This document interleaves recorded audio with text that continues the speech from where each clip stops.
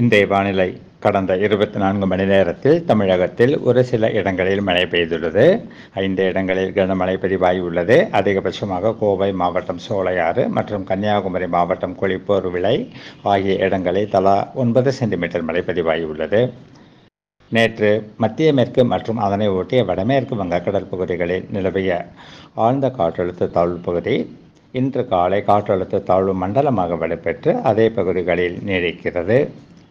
இது மேற்கு வடமேற்கு திசையில் நகர்ந்து இன்று நள்ளிரவில் ஆந்திர மாநிலம் விசாகப்பட்டினம் மற்றும் ஒரிசா மாநிலம் கோபால்பூருக்கு இடையே கலிங்கப்பட்டினத்திற்கு அருகில் கரையை கடக்கக்கூடும்.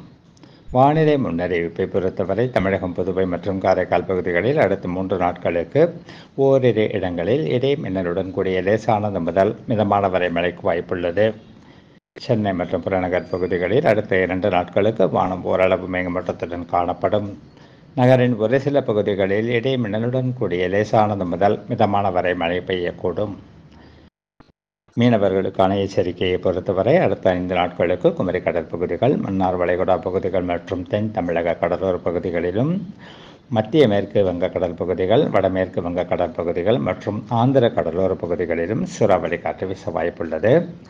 மேலும் வடமேற்கு அரபிக் கடற்பகுதிகள் மற்றும் வடகிழக்கு அரபிக் கடற்பகுதிகள் மற்றும் கேரள, கர்நாடக கடலோர பகுதிகளிலும் சூறாவளி காற்று வீச வாய்ப்புள்ளதால் மேற்கண்ட நாட்களில் மீனவர்கள் இப்பகுதிகளுக்கு செல்ல வேண்டாம் என்று அறிவுறுத்தப்படுகிறார்கள்.